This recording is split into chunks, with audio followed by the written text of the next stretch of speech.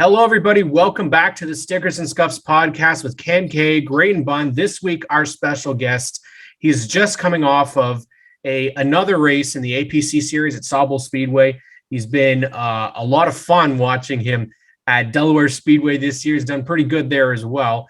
And just comes off of making his first career NASCAR Pinty Series start in the 64 for Mark Dilley. Didn't even know it was going to happen at Ohsweken Speedway. We have Jake Sheridan on the show. Jake, how are you? Good, man. Really good. Happy to be here, and just been a good couple weeks for us. I would imagine so. We're going to hear all about it right after this. This episode of the Stickers and Scuffs podcast is presented by our friends at Quick Wick Fire Starter. Quick Wick is the world's best fire starter.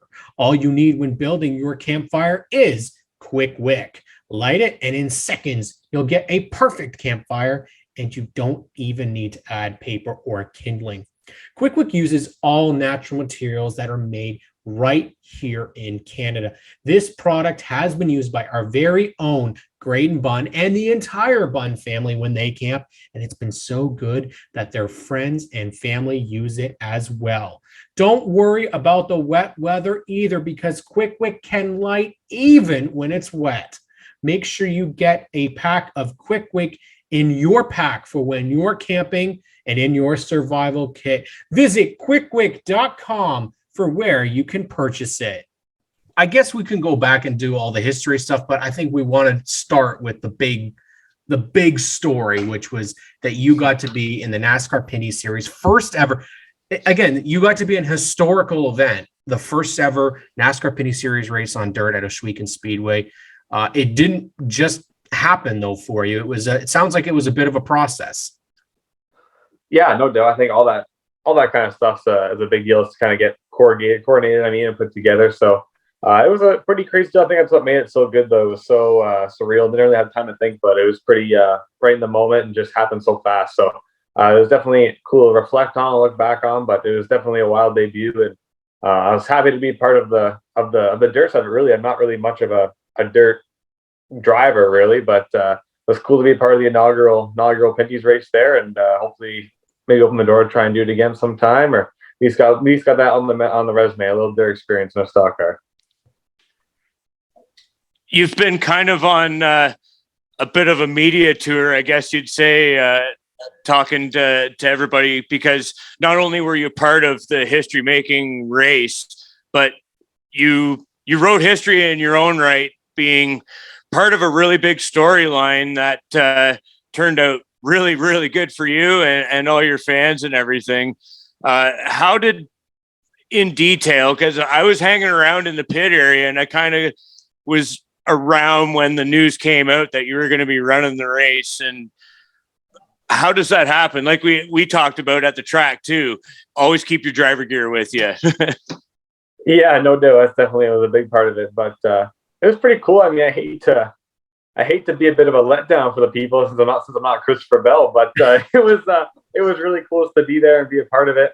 I was just so thankful for the opportunity. Like I said, it came apart really, really fast. So it was a bit of a thrash there for a little bit. We kind of found out like about 45 minutes before really was all. So it was just getting the seat from Christopher Bell size to a plus size construction worker, Jake Sheridan size, and was the biggest challenge. But it was, like I said, it was pretty crazy and just pretty foreign to us, really, pretty foreign to me and the whole team, really. We all had to learn fast, and everyone demonstrated a great job of doing that.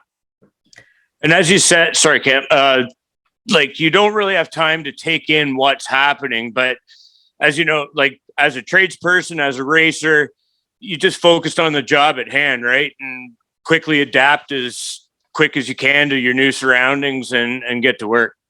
Yeah, that's right. That's in my opinion what makes a good race car driver. He's got to be able to adapt fast and learn on the fly, learn on the go, learn mid race. So that's what that deal was all about. It was pretty amazing. Like you can't help but acknowledge and realize when you watch dirt car races, the biggest thing is just being active, keeping up with the track, how the track changes, and you put a 3,000-pound stock car and 18 of them out there at the same time. It changes quick. Like it slicked off in a hurry. When we started the race, there's a little moisture left right on the very top, a little moisture left right on the very bottom. I don't think we, like, by the end of the first stage, that was gone. Like it was just rubber from the bottom to the top. So it changed quick, and it didn't really change much after that, but it definitely gave you a false read for sure right off the get-go.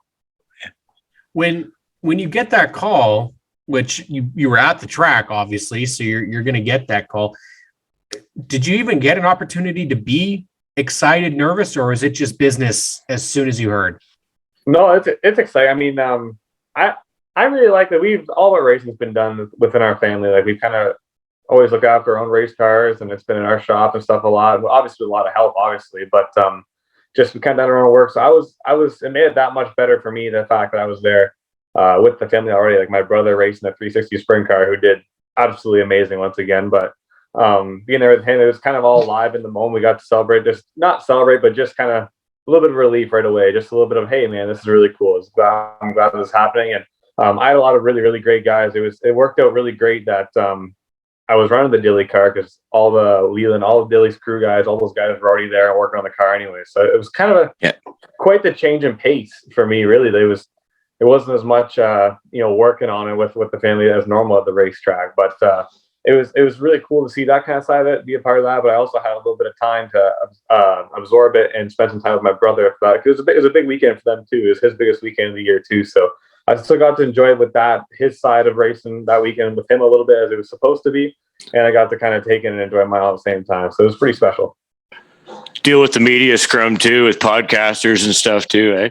It's different. I mean, I'm not really a media or a attention kind of guy, really. I don't do probably enough of the social media. I've been told not enough of the social media, but it's cool. You can't help but, there's not a race car driver in the world that would say it doesn't feel good. It's cool to kind of talk about it and be there, but it's also a lot of work. It's for sure to be, but it's definitely cool every now and again. So I guess, Jake, the $1 million question is, are we going to see you again in the NASCAR Pinty Series? Is it somewhere that you want to be in the future? Oh man, it'd be a dream come true. It's just, unfortunately, it's not that easy. It's I mean, we've tried to put some things together for Delaware, like and that's what that was the big joke I was speaking to the whole time, was like, man, the debut could have came anywhere else but a dirt track for me. But it was still cool to be a part of it. But we've done lots of talk. I would love nothing more to do. Like, there's some real up on the wheel and aggressive race car drivers in the series, obviously. And anytime you get the opportunity to mix your name in there, make the connection with your name to people like some of the stars in that series, like Kennington and Ranger and all those kinds of guys, it's a big deal. If you can even just be in the same league as those guys, not that we are, but just to be on the racetrack with them at the same time, it's pretty special in my opinion. So it's definitely a pride thing, which I think there's a price tag on pride too. All those guys are doing that. It's a really, really, really expensive series to be a part of what you're doing, but we'd love to work on something for the future, at least maybe try and do some oval stuff for next year and just kind of get our foot in the door would be a dream come true. But there's not a whole lot of time to work on. We're doing everything we can, that's for sure.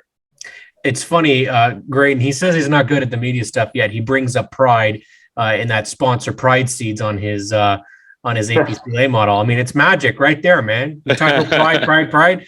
All I thought about was pride seeds, so it's perfect. What's funny when you mention this, Jake, is wanting to be in it and talking about all those names in the series and racing with them. Obviously, you've got to talk to your old man, right? Because I'm pretty sure he had some experience in the day. Yeah, no doubt. Especially when it was CASCAR stuff, he did a lot of it back then, and he does have three chain tire starts, I guess, when it was NASCAR. But no, it's like I said, there's a lot involved with that. It's not just it's an amazing series, but that's why it's so amazing. There's so much goes on. It takes a lot to be a part of. Like just the coordination. Like there's a lot of expenses that maybe the average person wouldn't necessarily see or acknowledge right away. So that's right. It's a lot of cool. It's pretty cool. It's a lot of fun. I mean, Delaware, we actually had some. I actually had some confidence about putting something together for Delaware, but it's just a lot of guys are running out of cars. Like there's only so many cars you can race. Like obviously racing on the WMI 10 stuff like that. There's been he fields a lot of cars there, and they've had some tough luck, and they've wrecked some race cars, and some guys are taking some backup cars and stuff like that. So there's really not a lot left, to be honest with you, which is kind of a crazy situation. I've never really been in asphalt before. Kind of have some things and some sponsorship put together to do it just for a one race deal, and nowhere to really, nothing to really do with it. So it's not something I've experienced too much. But we definitely would need some help for next year, for some next year stuff. But obviously, that's my job. That's what I got to work on, is find some support. So we're trying hard, but we'll see. Whatever we can do to be amazing. It's something I can kind of relate to, getting to dabble a little bit in driving, walking a mile in your guys' shoes, where, I mean, I'm nowhere near on the level of demand and stuff like that, but like where you're moving into something that you're not completely used to and you're adapting on the fly, like when you're already a racer to begin with. I mean, it's got to be, like you said, there's not enough time to just stop and take it all in, and you're just adapting and like learning a new car on a discipline that nobody really has any idea how to do, and you manage to take home some hardware out of it too. I mean, it's as you say, you take your starts as you can get them. Like, that's got to be something to hang your hat on. I mean, quality over quantity. I mean, maybe you're not going to come out next season swinging with a full ride, but I mean, you were that guy that was there and got the call and more, that went above and beyond for the team. Oh, well, I appreciate that a lot, but I really do believe that those are the kind of things that make racing so exciting for a race car driver. And so, that's what makes it so in the moment, so much adrenaline going on, is the things like those last minute things and the little things you got to learn and do quickly. That's what makes it, like, everybody in the APC Series and Pinty Series together are all fantastic race car drivers with a lot of experience. There's not much of it that gets those guys riled up. Everyone's has got over 100 races under the belt and races with amazing race car drivers. Like, just being in the race car racing, coming to the pack 10th to 15th doesn't really get you excited like it used to. You're not as antsy as it used to. That's just kind of almost business as usual for most of those guys, right? So things like throwing a curveball or something different, or a different, like a totally different racing service, all that kind of stuff is what makes guys kind of go back to step one and think, holy, this is a lot to grasp, a lot to learn quick, and a lot to hit. That's what makes it challenging. That's what makes it fun. Fun to watch too. For sure. I agree. What was the change for you, Jake, with the difference between the late model? Because again, you're going on dirt, so you don't really get the experience of the car on asphalt, but just the difference in what you're driving and how you had to wheel it. Is there a significant difference between the APC and the NASCAR Pinty's car? Absolutely. I would definitely make the connection more just from an asphalt to a dirt point of view, because you hit the nail on the head. You don't really get the experience to handle the Pinty's car on a dirt track. It doesn't really work the same. Obviously, we take a lot of those cars. They don't have you're not pinned down a whole lot on a dirt track. You're trying to move the weight around, roll it around. You're trying to put the weight in the right rear.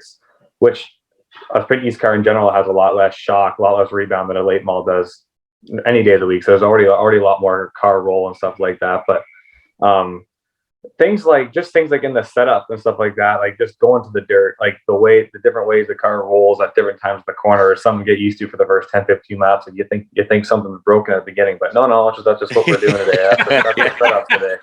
But no, it was a lot to adapt to. But I said this too, even in the Adam and Clinton's podcast there, chat. It's a big thing there was the speed, like slow everything down. Like we're going slow. We're not getting these things hooked up that good. So the speed is reduced significantly, but that really does make the difference in lap times like minor. Like there's no one, like everyone's so close in time because there's not a whole lot of grip anyways. And going that slow really, really does make it more technical. Like it's amazing how much more technical the lap times are and the cars are. Like just each line you run, there's so many options. And running against the very top, running against the bottom, you're doing like maybe 20 mile an hour difference, but your lap times within 0.3 of each other is something pretty interesting to fathom and wrap your head around, which throws a lot of control into the driver during the race. So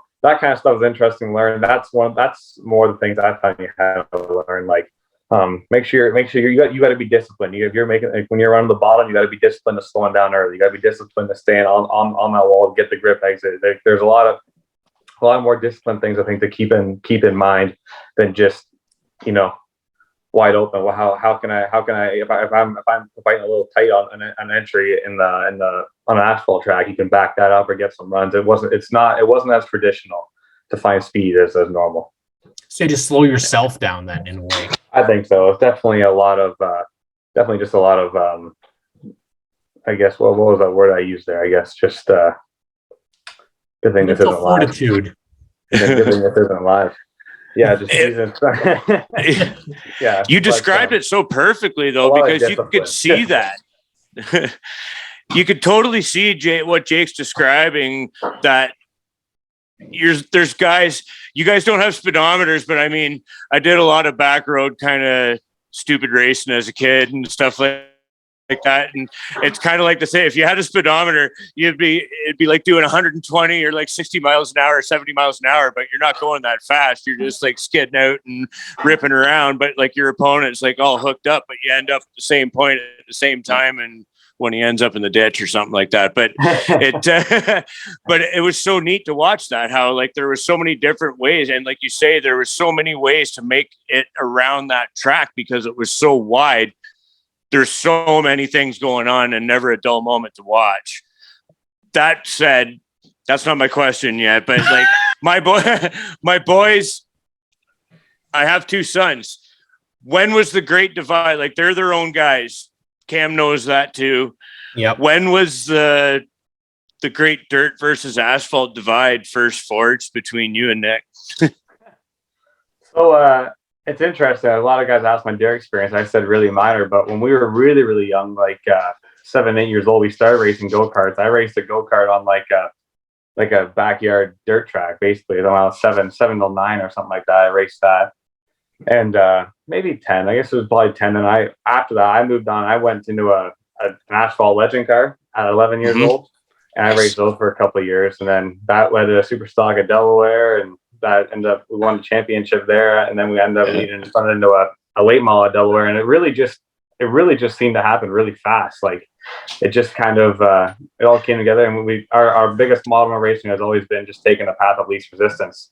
So that's just where the doors kind of opened up. Like not without a lot of work, that's where it made more sense for us to run. That's where the opportunities were. The people that were supporting me, like a lot of our sponsors are all local, so they really and we live about 7 minutes from Delaware, so that's where they all wanted to race. That's where they wanted to be. It was watching Delaware Speedway, so that's where we had to go. And Nicky was just more of Nicky ran those go-karts, and they had another division there, just some go-karts with like, I guess they call them like those mini outlaw cars, like those CR500 motors on the micro sprints. And he started racing those, and he was doing really, really well. He won a championship there, and he was doing awesome. And he just took that one right into the crate division. We had a partner with a guy a little bit that had a sprint car chassis he wanted to use, and a sprint car chassis rear end, and we supplied the rest. And he went racing there, and it just, once again, he won Rookie of the Year and a championship all on his first year racing a crate car last weekend. So that seems like the path of least resistance to me if I've ever heard of it. So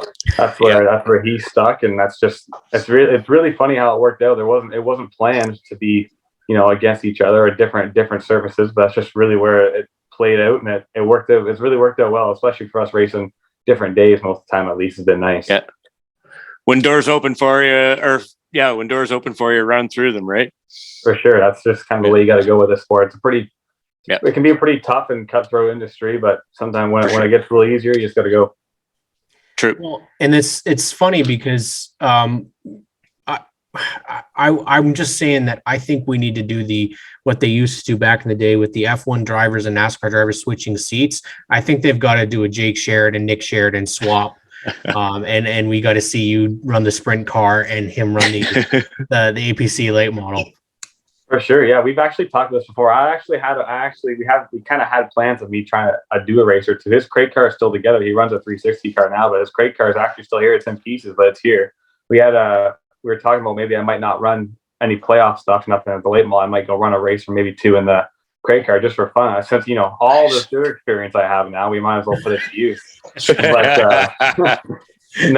it'd be interesting. We thought of this a lot. I think you'd see an asphalt driver come to a dirt driver coming to asphalt would do a lot better than an asphalt driver going to dirt. I think hands down. I think it's just from watching and kind of running the Pinty's car and seeing how different it would be to run a sprint car or something like that. Like it's quite different. Like just things the way the cars handle. Like those sprint cars, they don't turn unless you're on the gas pedal. You're not on the brakes to get slowed down to turn. You're wide open. Like it's definitely a lot to wrap your head around. It's interesting, but and we've seen proof of this before. Guys that come from the dirt and run well in the asphalt. I think it's a way better, like more likely chance to path to success. Anyway, is what I'm trying to say. Just going from the dirt first. So, maybe we shouldn't do that. He'd probably kick my ass. Yeah, we wouldn't want to embarrass you or anything. No, that's right. How was the 2022 APC Series gone for you this year? It's been in all honesty, it's been tough for us. The APC Series stuff has been tough. We had a couple rough blocks. We blew a motor once, and we were running really, really well at Delaware, dominating that race, and it didn't up to us on a couple late race restarts, ended up getting taken out. So that was kind of the shift point of our season. We made a manufacturer switch this year, a chassis switch this year in the late model, and built a new car, and it come with some hiccups. Obviously, we were expecting that, and we learned a lot, and we come a long ways in a short period of time. There are a couple of races with a podium at Peterborough, and then had that really good run going at Delaware. And that since that crash, that kind of set us back quite a ways. Really, we haven't quite gotten to where we were since then. The week following that, we unfortunately had a part failure in the engine. No one's fault, just a freak deal that was unfortunate, but kind of bound to happen, I guess. So. It didn't do a lot of damage, but it was enough to take us out for the day. So that it's been tough going for us. It's been great to be a part of. We've had some speed. I mean, we've had some great qualifying efforts, stuff like that, and had a good run going at Solvable in the top 5 the first time there, and we got kind of caught up in that whole leader mess. So it's been a tough go for us, honestly. It's not excuses by any means. We've been working hard on our stuff, making ourselves better, and we have done that. We've gotten a lot better, and so has everybody else. So that's a really, really competitive series. I've never seen something so close in my life. It doesn't take much to be off by a lot in that series. So it's been good for us. I enjoy running that series. I enjoy these cars. I enjoy running late models. I think they're awesome. I think it's one of the most competitive divisions in Ontario. So we've done well. We gotta shift our focus a little bit with our program. We got to get better in some spots, and that's kind of part of these growing pains this year. The new team and doing a lot of things by ourselves here. So growing pains for a year, which we expected, but it's been enjoyable nonetheless, and just happy to be a part of it. Well, Nick Sheridan is going to be running on the dirt at Oshwegan. You're not going to be able to join him yet, but maybe we see Jake Sheridan in the future and potentially the NASCAR Pinty Series. Jake, one thing that we like to do here on this podcast is give you an opportunity to shout out who gets you to the racetrack each and every week. Your sponsors, those that really help you be able to attend all the APC Series races, not just for APC, but also your weekly racing that you do occasionally at Delaware for the late models there. Yeah, for sure. That's cool. I appreciate that, because those guys obviously play a huge part in our success, especially at Delaware. It's been a pretty crazy year there with 2 invitational starts, and taking home 2 wins there has been awesome. Made them really happy. So I can't thank LA2 Construction. They're local here in Delaware, and a big part of us running those couple of invitationals. So appreciate them a lot. Cam and Graydon Riggers, who I work for every day. They've been an awesome part of being on the car and stuff. And he's been a great help. Pride Seeds has been with me for a long time, and appreciate all of them. And Reynolds Harvesting's been great. Vibrant Farms, again, longtime partners of ours, and a lot of great success and a lot of great help. So WMI has been kind of new this year. They've done a great job, and appreciate all their help. So a lot of people that kind of put it all together, but obviously my family, my brother, my crew, my dad, everybody does a great job. They play a big part in me getting to the racetrack every week. So super thankful. A lot of people, this sport definitely takes a lot of people. Couldn't get there without a lot of people's help every week. So they need to be appreciated and mentioned, and I'm glad we get to do that today. That's awesome, man. It was cool to get to meet you guys over that weekend at Oshwegan, and as I said, having 2 boys, it was fun to root for you guys in your own respective races, and it was cool to see you take home some hardware on your first time out in the Pinty Series. Yeah, man, thank you. I really appreciate that. It was a lot of fun, and super thankful.